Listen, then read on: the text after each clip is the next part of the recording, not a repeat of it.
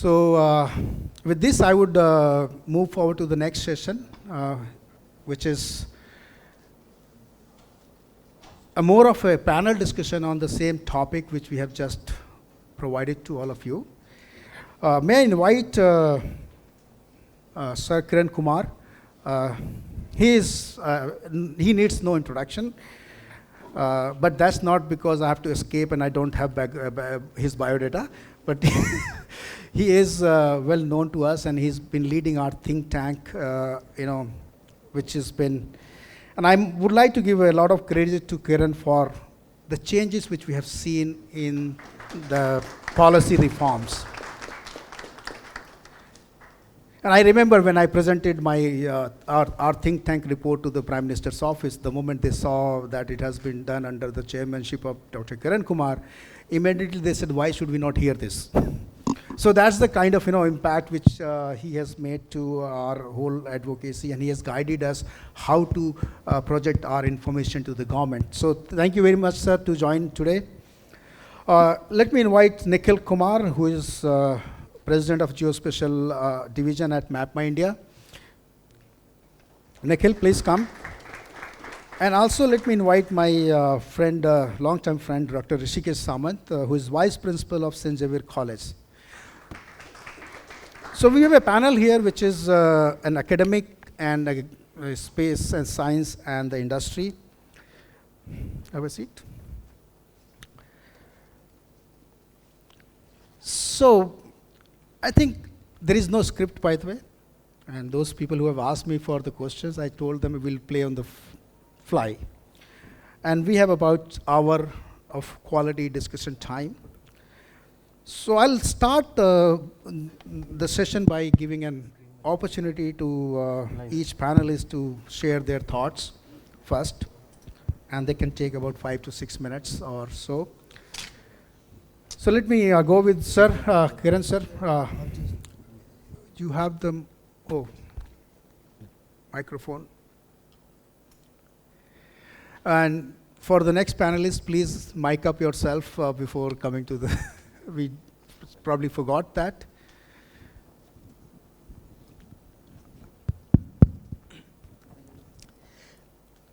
Good morning to all of you.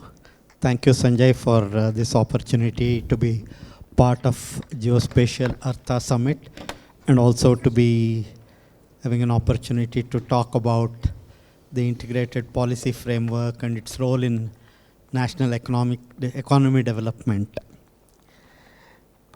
Actually, if you look at how things are happening in the recent past, and also how this COVID itself has changed the entire thinking process of the government and people who are running the governments, the kind of changes that it has brought about and the way that the country needs to grapple with the problems it is facing, not only to provide appropriate health, environment for growth, environment for economy, and also the kind of geopolitical activities that happen around our country.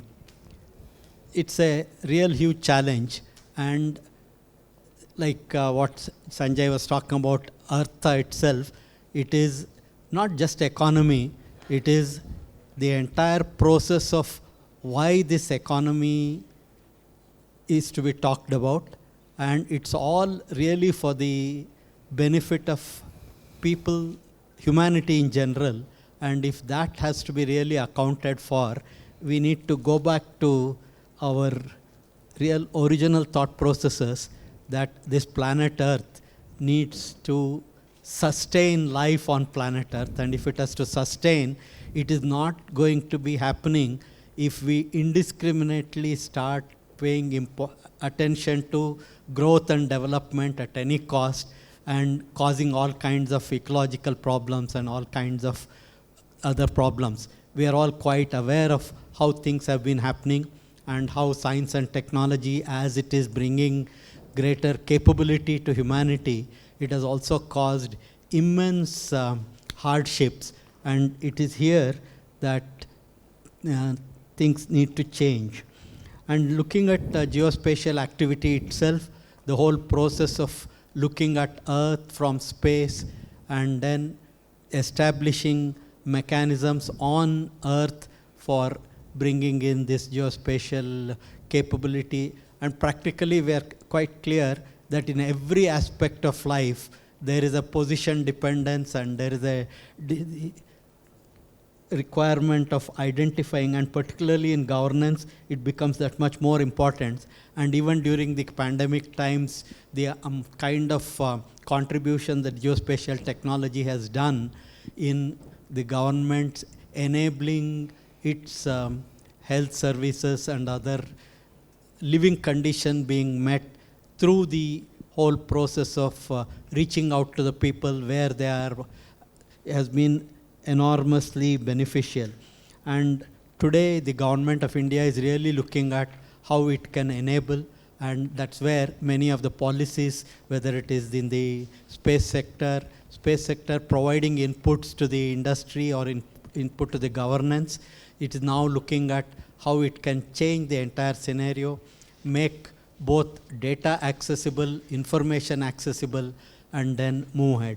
I think currently the whole process of bringing in the space technology capability which India has managed to attain during the last 4 to 5 decades, how this technology can be actually happening in the industry and through that bring in benefits to the country. And it is in this context that the government is trying to change both its approach and also in policy. Probably we'll discuss as the questions keep cropping up. But today, the real scenario is government is trying to look at how these different technologies can be enabling India to move ahead, deal with the problems that it is facing today, and also play a leading role across the globe because of its traditional wisdom, which is again an essential component if planet Earth has to ensure that life remains sustainable here. In all this, we have a role to play, and probably we'll discuss that as we go along. Thank you. Thank you, sir, for your opening remarks, and especially highlighting the aspect of humanity, sustainability, and the government's focus on enablement and leadership. Sir, can I have one quick question from you? Is after having seen what are the challenges of the industry, what do you think that geospatial industry in India can actually come forward with you? What do you expect from the geospatial industry to make this happen? Okay, I think here what we really need to appreciate is the times are changing times, and what the government has intention of doing or what it has been trying to do is also in a significant sense influenced by what the industry wanted and what industry has been telling the government about the problems it is facing. But at the same time, while the intention of the government is clear, the implementation of that is what is really going to make an impact to the industry. And here, the real dialogue has to be between those who are actually the champions of the industry to ensure that the problems they are facing in bringing out actual solutions, even to the changing conditions and changing demands. Even while the government says that it has brought a new policy or it has made certain things simple, even the government does not have a clear idea of many aspects, how it is going to play out and how the industry can really take advantage of this new scenario and provide solutions to the government, to the people. And the way to deal with that would be coming up with the scenarios where a new environment can help the industry perform its job and visualize what difficulties it is going to face and look ahead. See, till now what has been happening is we were in a way looking at what the development that has happened in different parts of the world and try to bring in and provide that kind of a solution and saying that maybe following this method is going to work. But now I think the time is look at the problems we are facing here. Don't really be worrying about how this has got implemented elsewhere, because many times our problems are very different from the problems for which solutions have been found elsewhere. And it is here that we need to make a difference. And we need to look at not really following solutions to the problems that have been faced elsewhere, but to find new ways of dealing with the problems we are facing here. And it is here the dialogue is important, and here not only some kind of an R&D and also thinking process where the industry actually involves more and more of academic people and then come out with effective ways of finding solutions which could be very different from what is existing today. Thank you, Kiran. I think that's what if I figure out you're talking about dialogue and workable solutions, and which is more customized and new approach in moving ahead. It's not necessarily just trying to bring in something which is already being done somewhere else, but coming forward with some kind of new ways of looking. So I think the government has displayed a big amount of trust in our profession by coming up with the policies like self-certification and more of policy reforms. But as you said that we still don't know what is the way, like a lot of things, how it will roll out. And that's where I think the dialogue is very, very critical. So Nikhil, in this backdrop, you coming from an industry, what do you think about your, you can, I would request you to put your opening remarks as well as also to kind of address this question which has been posed by Dr. Kiran. Thank you. So first the opening remark. So these are very broad phrases: policy, integrated framework, implementation. So a person, average intelligence person like me, I try to discern this to first understand the nuances of these. So in corporate, we have a propensity of discerning these things into 4 pieces. What is the vision?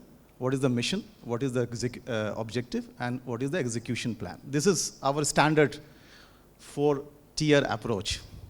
So when I see policy per se, there is a broader policies, which is more aligned to the vision. So let me say, for instance, enhancing the livability in cities. Okay, more crop per drop. These are vision. Bringing logistics cost down on the road. These are vision. Then that gets translated into mission, which could be, say, Swamitva, creating 40 or 100 kilometers road per day. Now this becomes mission. For that you create certain objective. And those objective becomes projects, like Swamitva for, creation of Abadi land, digitization of that. And then for that to happen, you require a framework, which is the executable model. Now, why this model needs to be integrated? Because this is coming from disparate vision. Maybe one vision, but actually categorized into multiple of those, which then at the level of implementation needs to be integrated. So my wisdom then says, okay, why do we require integrated? Because if I have to align all these new initiatives that we are trying to put forth, it requires to be not in different silos, but at one place. And that brings this integrated policy framework. That's just to discern for me this phrase. And then the second part of it is national economic development. This is also a massive phrase again. The way I look at it, I will take just 1 or 2 examples, say agriculture or land reforms, and say how for agriculture, the planter, the cropper, from there the food processors, from there the wholesaler or distributor, to the retailer, to the consumer. This is the workflow. And all that we have just spoken, whether it is Swamitya or land record modernization, creating infrastructure, both rural and urban, as well as highways, this is going to basically provide huge impetus to this entire workflow. And I'm just counting right now agriculture, because in your report you have mentioned a lot about 3 or 4 sectors. So the value chain across it, and I will go in detail later, but I have to be more succinct in my normal opening remark as to what economic value it creates, from why the policy and why the integrated framework. So I will go down in detail, but I'm right now only keeping myself limited to this huge opportunity that in this whole value chain it offers, which directly is linked to the national economic development. And what do you think about what Kiran has talked about, dialogue and new ways of finding solutions? Now, integrated word itself, the phrase itself, actually is directing us towards collaboration. And that collaboration has to have a communication mechanism, which is dialogue, right? And that dialogue is what the effect that we are seeing, like Sir said, that maybe the industry start pushing government to actually take decision. And that is something which came in the shape of last 6 months, if you see, right from 15th February to August. All those, policy or guidelines that you say is basically a culmination of these dialogues. Why? Because while we were pushing very hard on opening up this sector, we were not actually quantifying as to why this sector should be opened up. We were very, very, I will say, broad in our initial conversation, and we are not able to impress upon which series of dialogues actually brought that to a level that if you are really wanting to make all the right of records related to a villager bankable, it requires capturing or digitizing that records. For discerning that records and then digitizing that, it requires geospatial involvement. And once that dialogue made it possible for people to believe yes, then it actually culminated into a policy. Thank you, Nikhil. With this, let me go to Dr. Hrishikesh Samant. Hrishikesh, you have been in this profession for almost 30 years now. And as an academic, as a professor, where do you see that we as a community are making a contribution to the national economy? How we are doing that?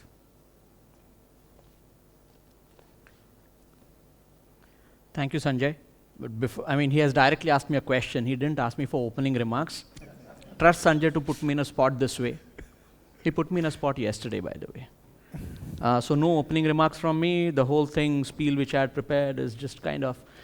he is asking me now, if I understand him right, let me dissect the question the way Nikhil did. Okay, so let me correct myself. You can first your opening remarks and then the question.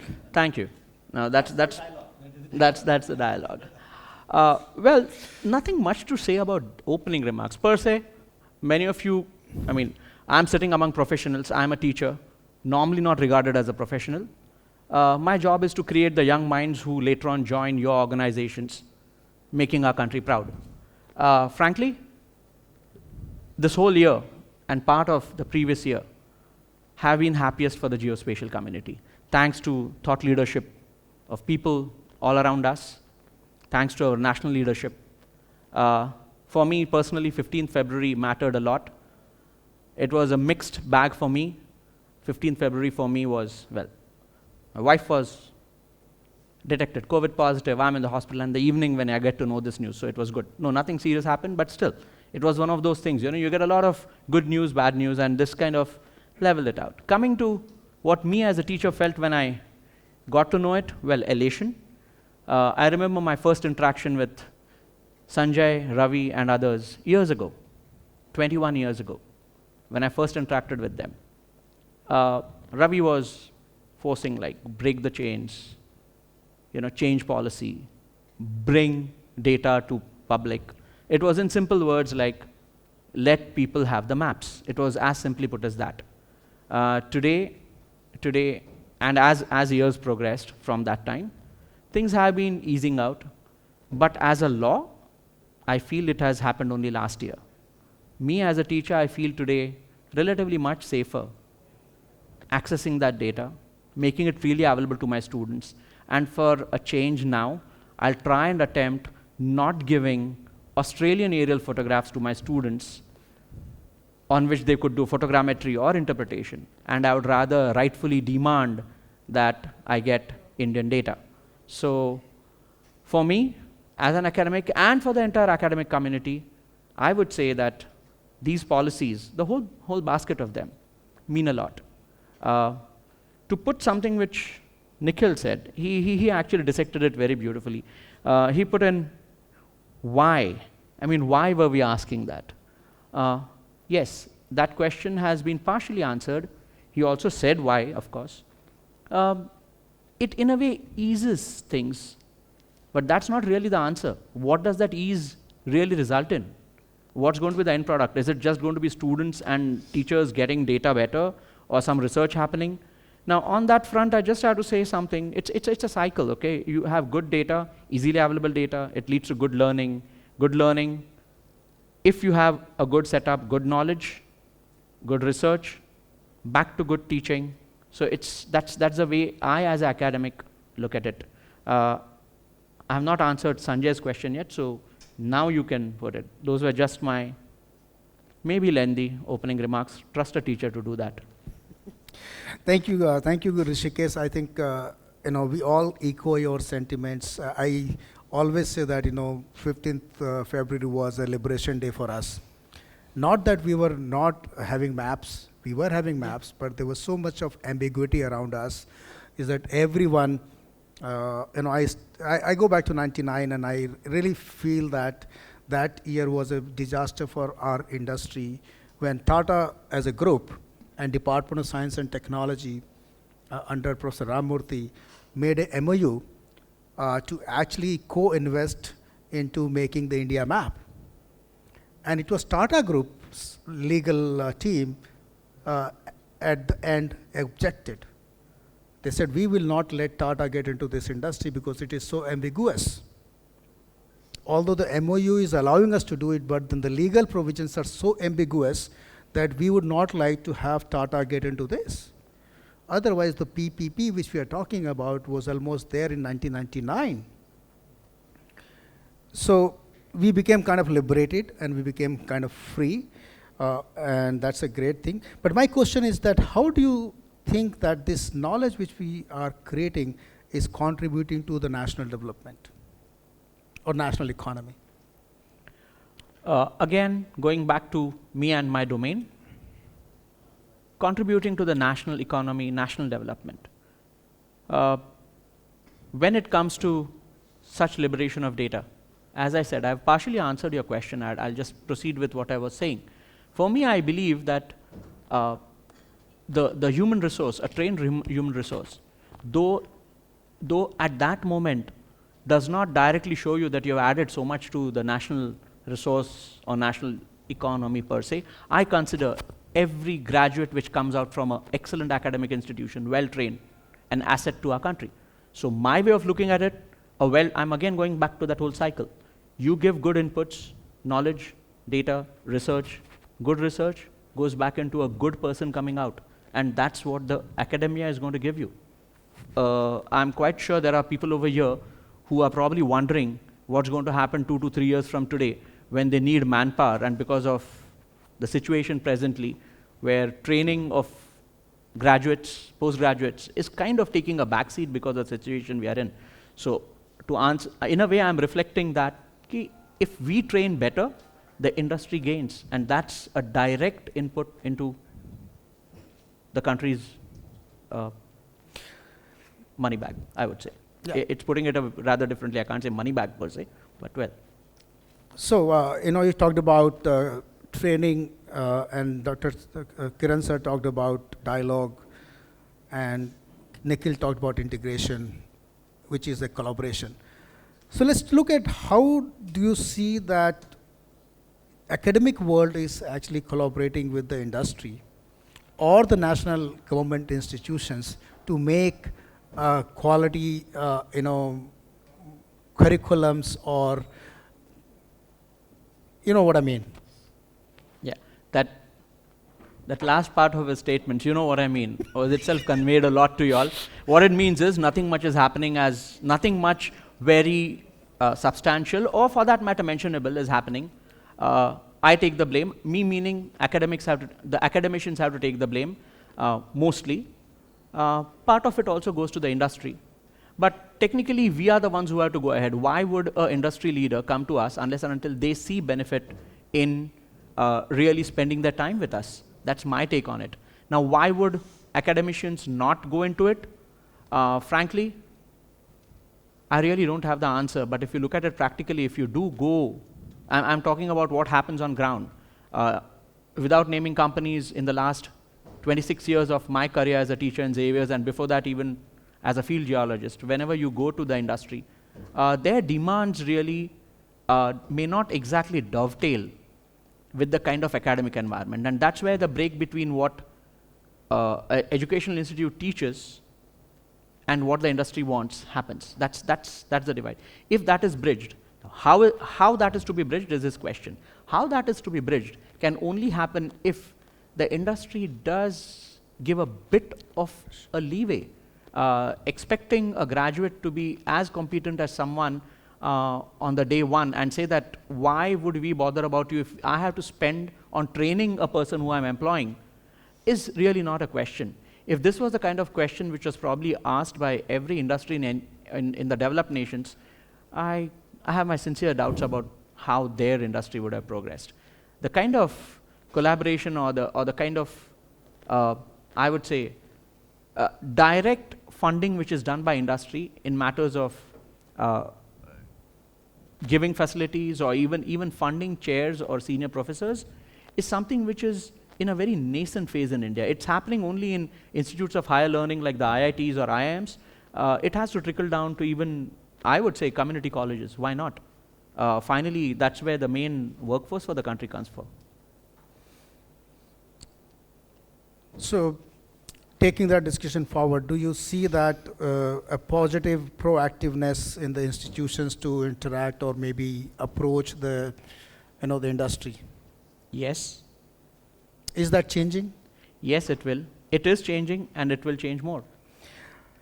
Okay, thanks. So let me go forward with the question which was basically on the challenges of the industry, which we did survey, and that kind of, probably this survey is post 15th of February. That's why this is looking like this, where the data has not been seen as a challenge, and you have already got the policy guidelines. So this is, in my opinion, this is the new set of expectations of the industry to be addressed. So Kiran sir, how do you think that we can strengthen dialogue around capacity development at the state level? Because most of the government programs are implemented by the state governments, and in terms of making specifications about the scope of work or expected outcomes or the processes, how can we actually help? How can we take this problem? No, probably for this, a more appropriate answer would have come from actually working people at the state government level. But I can tell from my perspective what could happen. See, for a long time, a country like ours, where much of the problem, what you talked about, data being available or the restrictions that were occurring, was all happening in a great sense because of a lack of clarity among many segments of people, and how what they are doing is influencing something else. See, those who are putting restrictions on access to data were a very different set of people from those who are actually generating or bringing in technology, etc. And here again, the way the previous institutions grew past independence, there was a lot of separation among them, and also a lot of, you can say in many senses, even mistrust among them, what can happen. To this, you got added the kind of scenarios that happened, whether it is with respect to terrorism and other things, where security became a very important aspect. And even when some of the people were ready to make it accessible, there were others who would have brought in this as a, you can say, stigma and say, no, this cannot be done. That's how availability or generation of data was getting into that problem. But now the real situation is, once that is taken off the problem, and today I'm very certain that basic availability of data is not going to be the issue. The issue is to make people really clear how this data can provide solutions to the various problems that the government is looking at across its projects, etc.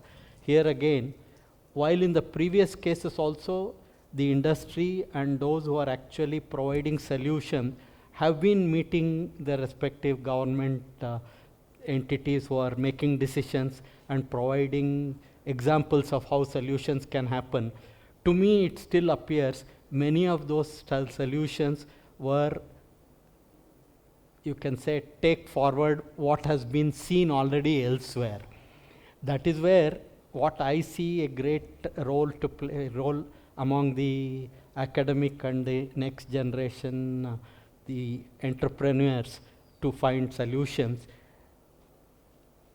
It is for them to showcase, and also the way technology is changing, it is changing at such a pace that a lot of new solutions can be brought up by the academics with the student groups, and then working with industry is a finite possibility.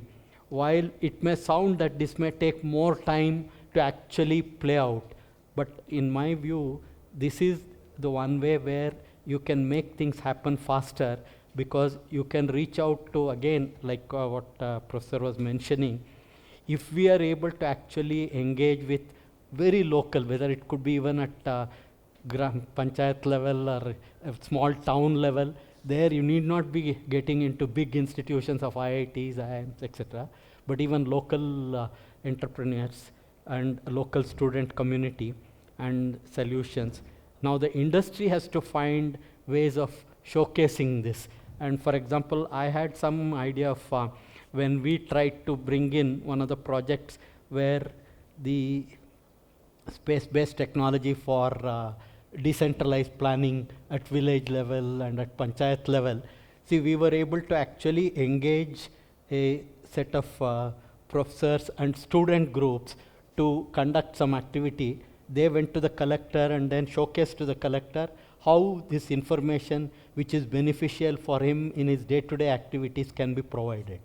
So it is more and more effectively showcasing to the people that we have solutions. In those solutions, you take the example of what has happened elsewhere, but then showcase it not as a copy of that, but as a problem solving, which is very relevant to what we are facing.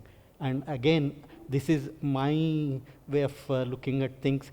See, one step which is actually broken today, availability of data is done, but then the next step, using the current technologies available, providing making solutions which you can showcase to the people who matter and make them see the result. That is the way the industry can really take off and go, according to me. Thank you, sir. I still have a supplementary question, but I'll come back after some time. Maybe you can frame the question. I can think about it later. Okay. The question which I have is that you talked about availability of data. Yes, the policy has allowed us to make data available, but whether the data is authentic and updated is still something to be debated about. Second is all those wonderful examples of making a difference on the ground, like Sujala project and those projects, or in COIS and many more. Those are important projects. But when you look at big projects like Swamitwa or those kind of projects, we still have a lot of challenges in terms of scoping the project or defining the project, or clearly articulating what is expected out of this project, what is the kind of workflow you want to go with, what is the kind of time frame you have.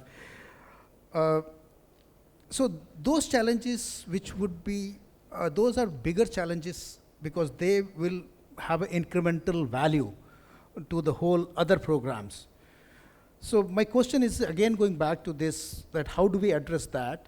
Before I come to that question, I want to ask Nikhil, on these challenges which we showed, what do you think is the most important challenge we can actually take on priority to address? Where is the challenge?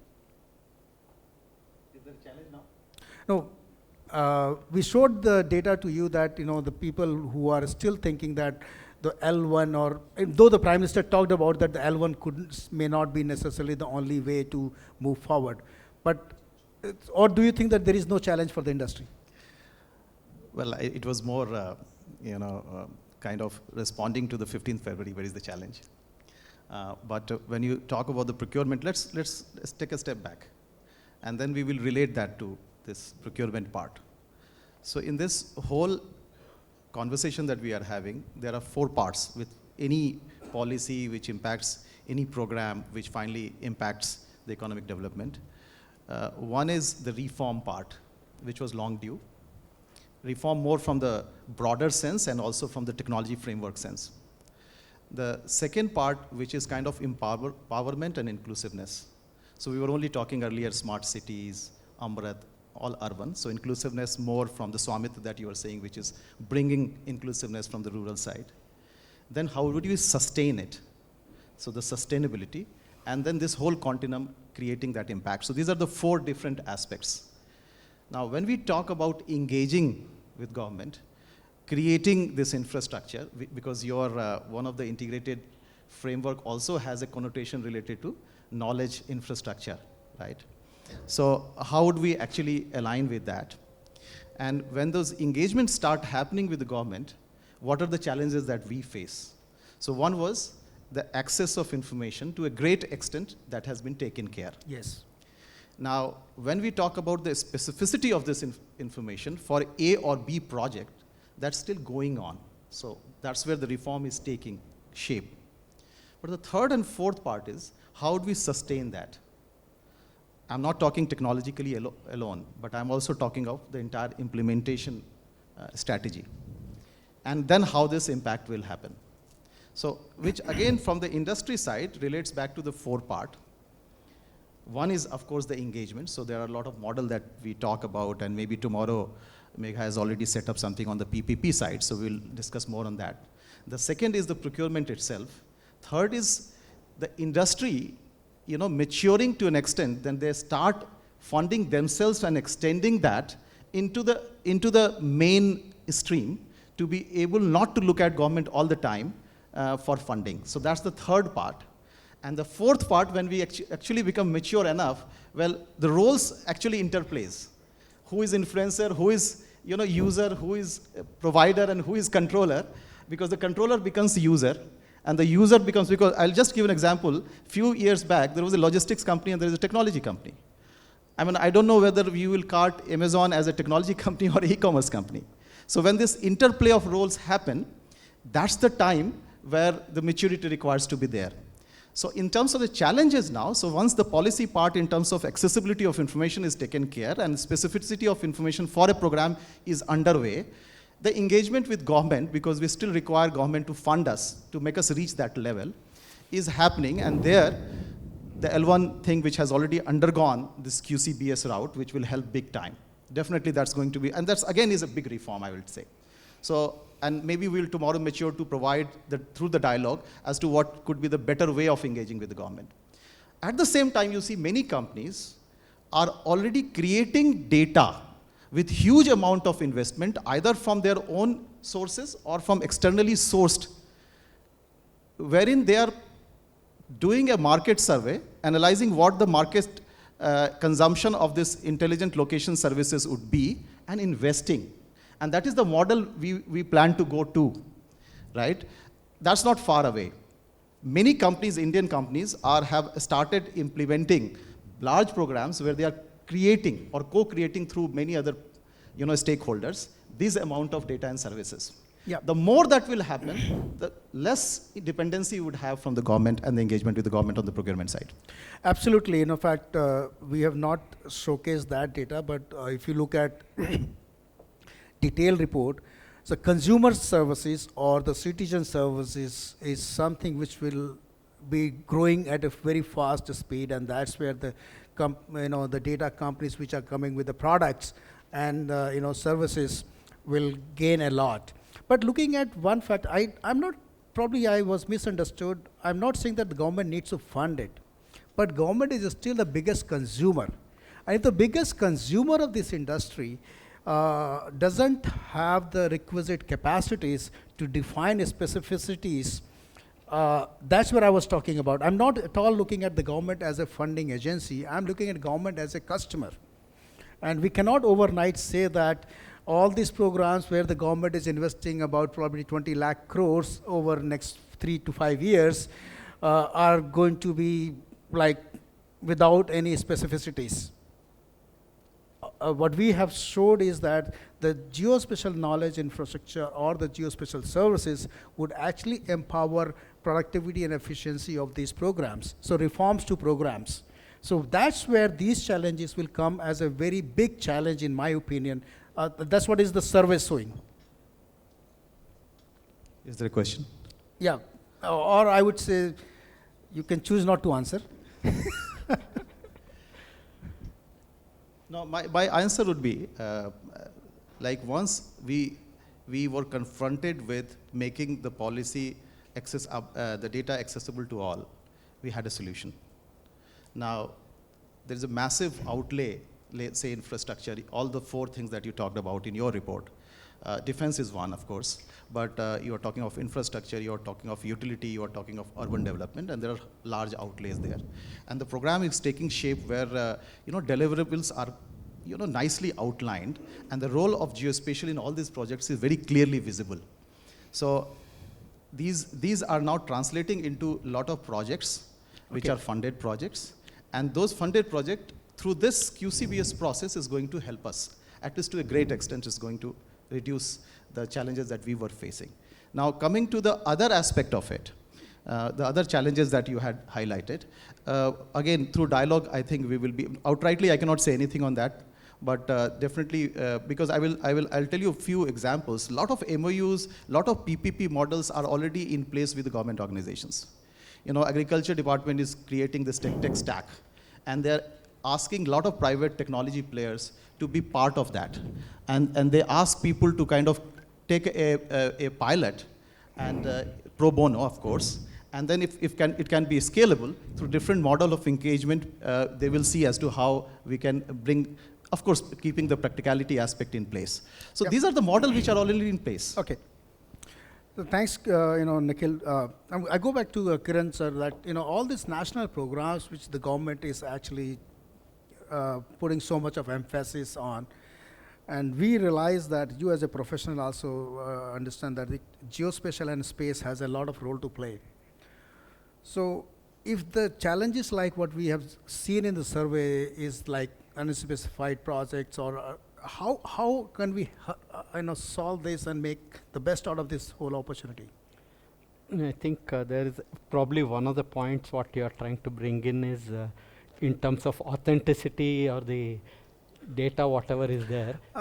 Yeah, that's one. Second is also that the government is the biggest buyer, and if they don't that's come where up I with... thought I want to make one intervention. Please. Probably the industry, is it doing the right thing by assuming that it's all the time only the government through which they have to do the business? See, the significant portion of the activity, whether it can happen for the industry, for customers who are actually subsidiaries for the government funding. Yes. This thing. So there is a lot of activity which can happen now without government directly coming into picture for this industry. That is my view. Yeah. Probably you people have better vision for that than what I see. But earlier that was coming into a problem because even those subsects for the information or for the data they needed, then had to get certain clearances from the governance and governing things. But now once that portion goes away, there is a large component of the industry which can operate without directly dealing with the government, but still doing business lot more than what they have been doing so far, is one view which I have. How true it is or how practical it is, probably it is for the industry to see and make it happen. And definitely when the government is looking at solutions, see like what he was pointing out, it's always looking at some pilot and then demonstrating, scaling it up and taking it to large scale. See, because we are a large country, and then what is true at one place. And again, we also have a conflict that what is the way it gets implemented in one state can be very different from another state for various reasons. And so these are separate issues.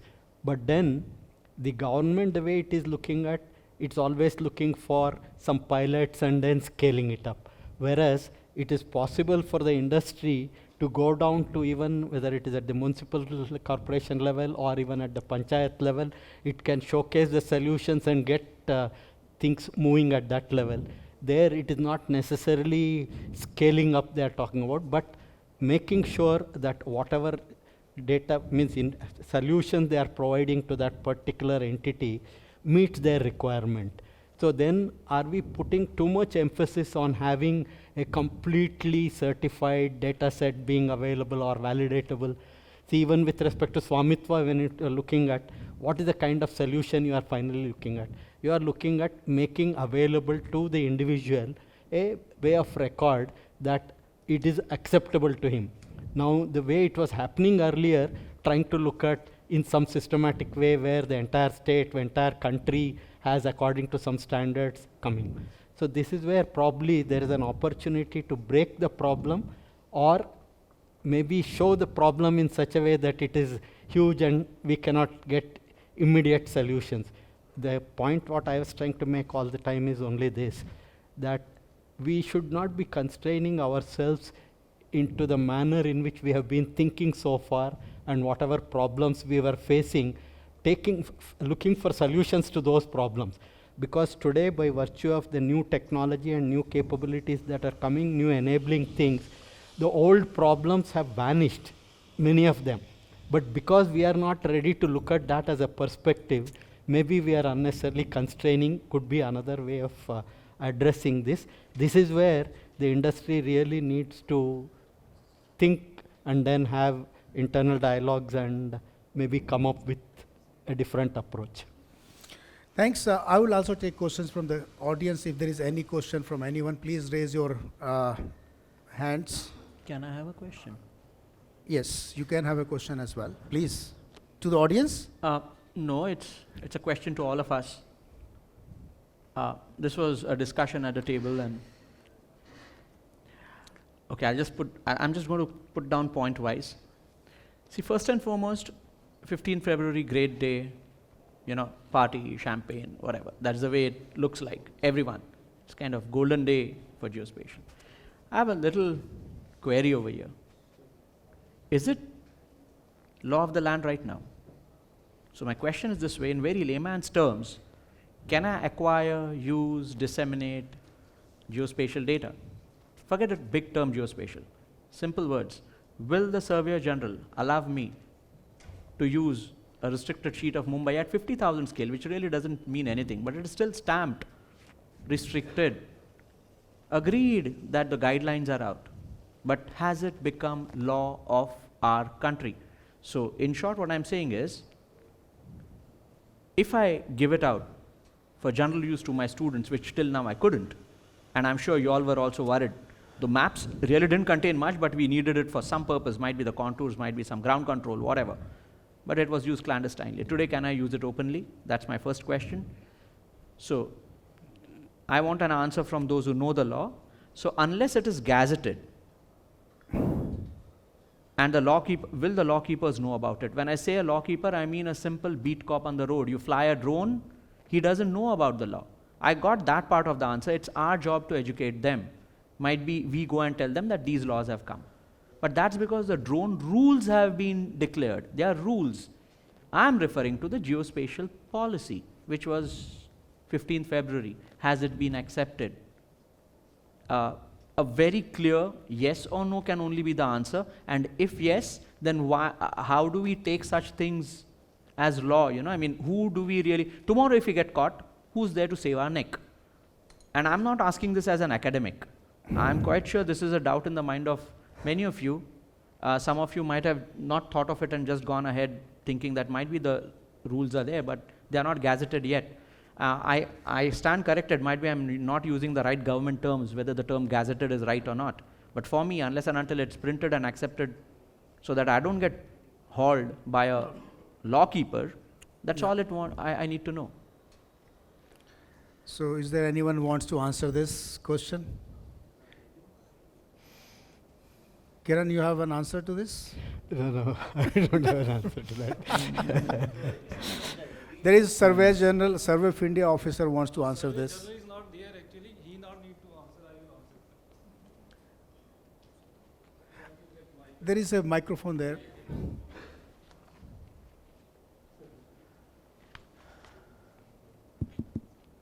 Good morning, everyone.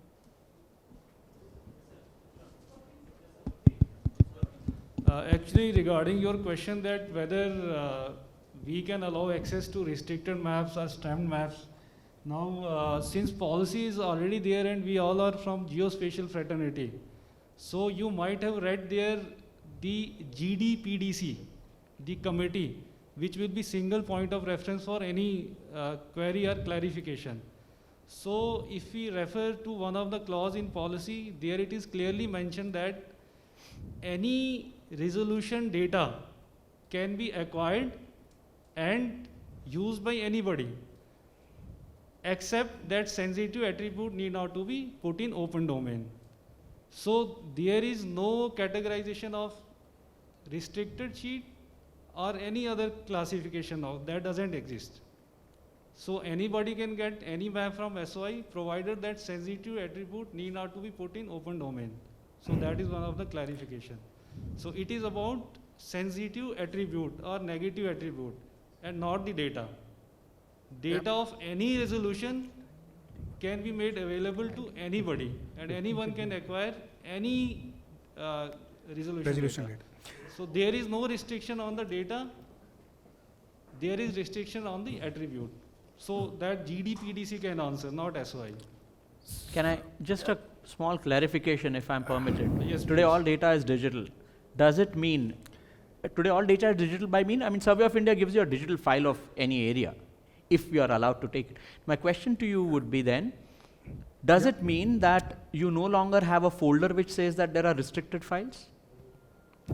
Meaning, I'll rephrase the question. Just now, there was a query, Harshavardhan sitting over there. He didn't know about, the drone, that license for a drone is no longer valid. They said it's not required. That way, has Survey of India put a notice somewhere saying that you don't need to be really bothered about restriction? Is that what it amounts to? So or is there again, still yeah. something in fine print which we geospatial users need to know? Yes, sir. Though no notice has been put up by SOI, but yes, we have already launched an online maps portal where we have put our all data, which is You open can to access that public. from there. And for government agencies, it is free of cost. We just need to fill one form and get any amount of data for entire country. And for private agencies, it is again at a fair and transparent price. Now regarding, again I'm telling that though initially we had categorization based on MOD policies, then there was a policy from Ministry of Finance regarding export of data. Now those data are still lying with us. But again, I would say that GDPDC has to answer that where is the sensitive attribute list. Once it is open, then only we can, right now there are many agencies here which acquire the geospatial data. But once they are not aware of which attribute to put in their data and which to avoid, how they can put it in open domain or put up that notice which you are talking about. Thank you, Pradeep. Thank you very much Welcome, for thank you very much for your clarification. And I think Sajid has a question.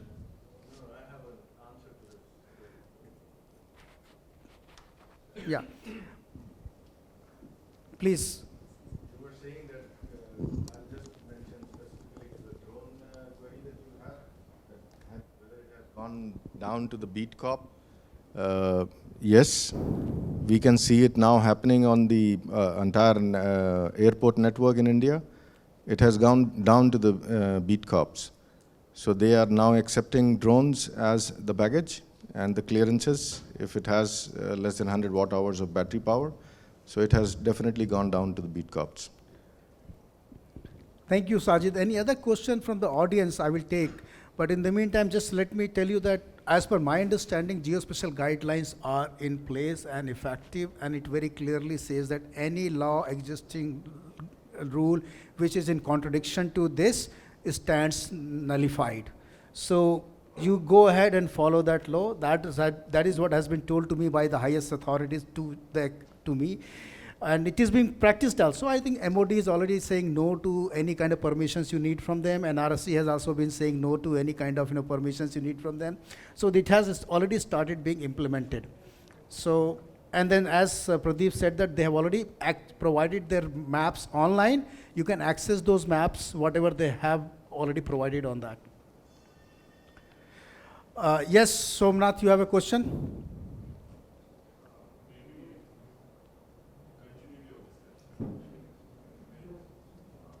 I don't know what that. Hi. Good afternoon, everybody. I'm Somnath, IIC Technology, say industry.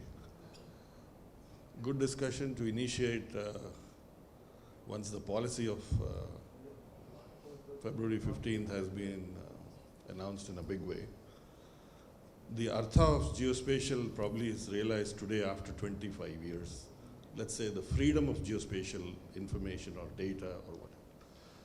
But even now when we say consumers or stakeholders, be it industry, ministries or other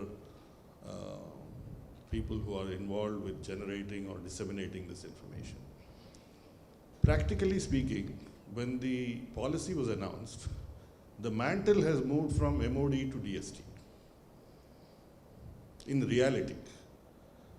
Now when we go talk to other stakeholders, as Kiran sir has rightly put, call it implementation or unfolding, or just now what Pradeep sir had said, GDPDC. The elaboration of the policy and more implementation guidelines, or there are still lots of questions lurking around in the audience right here itself on how the policy needs to be interpreted, like sir has said. My answer to the academician is yes. But is it a clear yes? Even me who is trying to acquire and disseminate the information have still a few more questions left unanswered. So this aspect of taking the policy down to the next level of implementation, there are still probably a few things from government and industry to take the responsibility and the onus, either to have some kind of an apex body or something within the government to, make the policy clear, because even today state governments are groping for answers, what to do, how to go by, what technology to enable a smart city for land administration. They're running around today, what is the meaning of this policy in its entirety? Yep. Secondly, other stakeholders, not geospatial data, geophysical stakeholders data, hydrographic stakeholders, are still discussing on how do we go by implementing. We're still talking theoretical. But the policy has been announced 10 months ago, and we are still trying to find answers to a lot of questions. I just wanted to leave it on the table, that's it. Thank you, Somnath. Thank I you. think a lot of us have that question but then there is a draft geospatial policy in place, there is a draft Earth observation policy in place, there is a draft SatNav policy in place. So I think the work is on, but it's taking a little more time. Yes, sir, please. Yeah, thank you. So Sunil Kumar, the Joint DST. Secretary DST, he's going to be here tomorrow morning. Yeah. And as far as the policy is concerned, I think it is very clear. And what Pradeep omitted to mention is that they have put together a website, a portal from which people can obtain this information. Just as you get any kind of information, any specific queries you have, sir, you could address it to Sunil tomorrow morning. Maybe they've not gone about disseminating their policy as aggressively as the MOCA people have done. They are holding camps all over the country and all about their drone policy. But I think in intent and purpose, it is a very clear document. Yeah. Thank you. Thank you, Alokji. In last 2 minutes, I would like to have a sense from each panelist that when we talked about geospatial industry and economy, we presented you some data. In transformation of India, this is what geospatial is going to play a role. What do you think about at a macro level?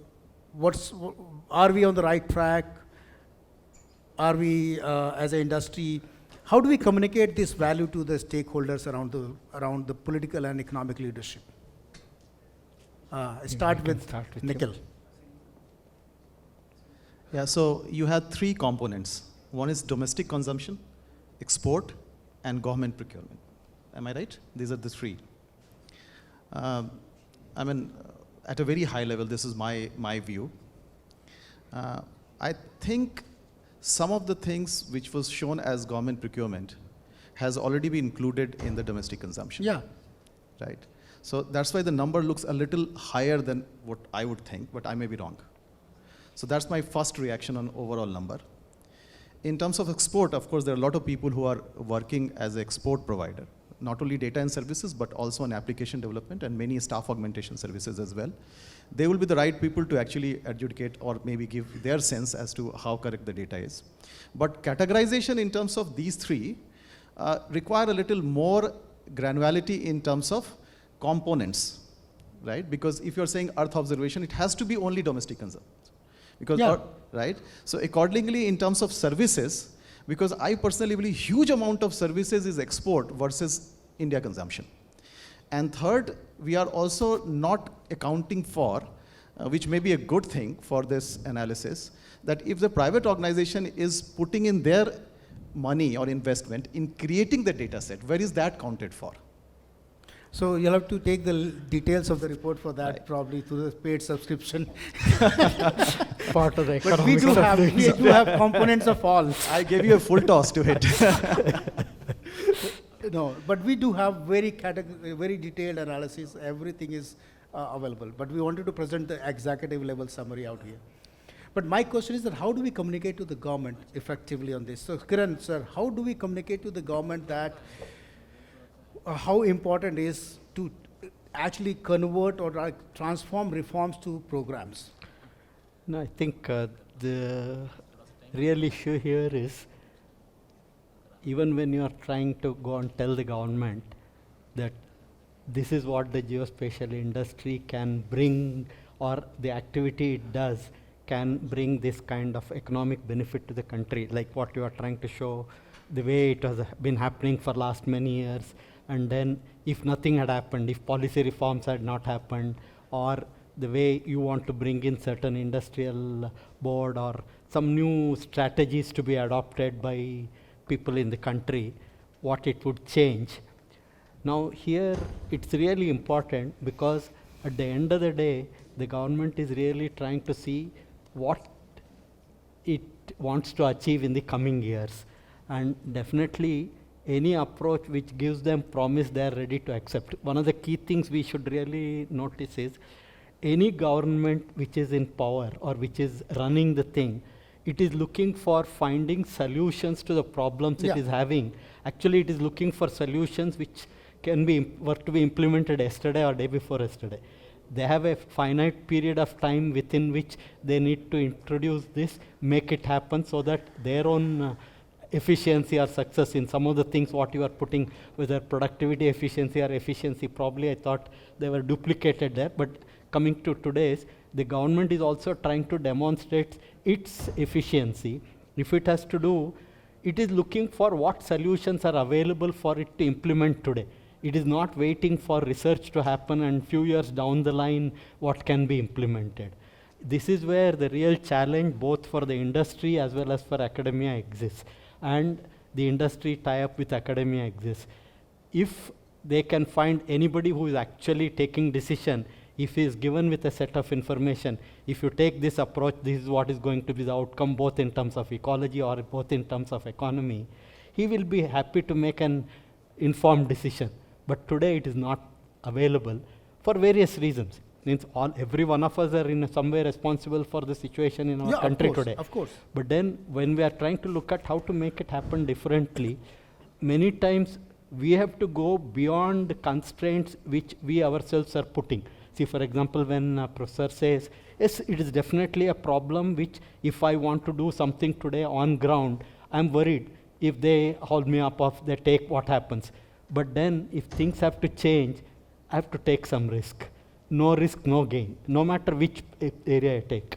So people have to take risk, and it is only when in those places where people take that risk, not only they succeed, but they also enable the entire system and the country also to succeed.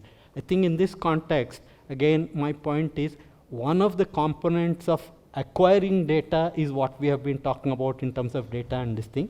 But then beyond that, a lot of that is left to the imagination and you can say risk-taking capability and how long you are going to wait for your industry to actually earn better returns. It's all for the entrepreneur to put in. It is really his cup of tea which is now going to make a difference. Otherwise, the governments, we can continue to say, you have not told this, you have not told that. But I'm pretty certain in places where things have succeeded, it is because people have taken that initiative and gone ahead.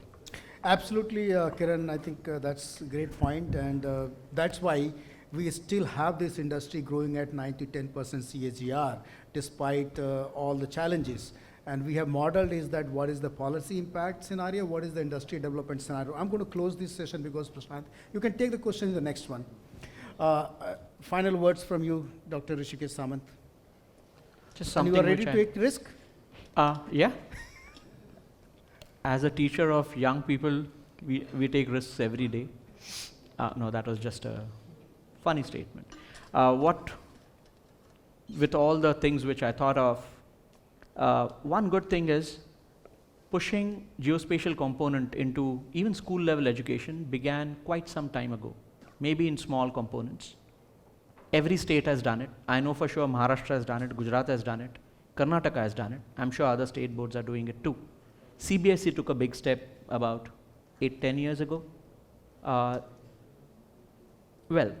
that will receive a big boost now, where rather than, now comes the tongue-in-cheek remark, rather than even CBSE using Australian or American aerial photographs or whatever, we can use probably Indian data without any fear, or probably drone data. And just to tell you, sir, I took the risk. Maharashtra State Board of Education geology textbook of standard 12th, don't arrest me please, contains a beautiful drone high resolution photo taken in Navi Mumbai straight over my home, and it's put over there. And this happened, if they catch the date, well, I'll go behind bars. It was just before the policy got declared, but now the book was published after the policy got declared, so I'm in the clear now. But I did take the risk. I said students have a right to good, clear pictures. So the idea which I floated that time was drone data can be shown to every student for his own village. That's what will endear them to that place. And this thought came into my mind from that exercise which we had 2 decades ago almost, mapping the neighborhood, where once a school kid, 4-5-year-old, just in 3rd or 4th standard, as he progresses, gets to know his own village, his own school, his own town, which is possible through Google Earth, but a drone coverage is much, much better. All of us know that. That can be done today. You can fly a tiny 6,000 rupee drone at 30-meter height and take a photo of your school. So that is what this is going to do. You are just verifying your risk with this question. No. So all that I have to say is, as is always stated, geospatial is now ubiquitous in our daily lives. It also has to be made ubiquitous in across stream academic courses with relevant applications and case studies. That's all I have to say. Because saying that only a civil engineer or an architect or a geologist or a geographer doing it is really not making sense. Yes, they may do the technology part of it, they may do bulk of it, but it has applications across. A botanist, zoologist, everyone uses it.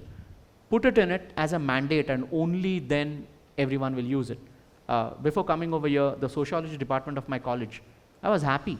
They are actually doing a project where they are using geospatial data without realizing that they're using geospatial data. Thank you very much, Rishi, and I would like to conclude this session, and thanks to Kiran, Nikhil, and Hrishikesh Samant. And I hand over this to Prashant. Prashant Joshi, the Vice President of Geospatial World.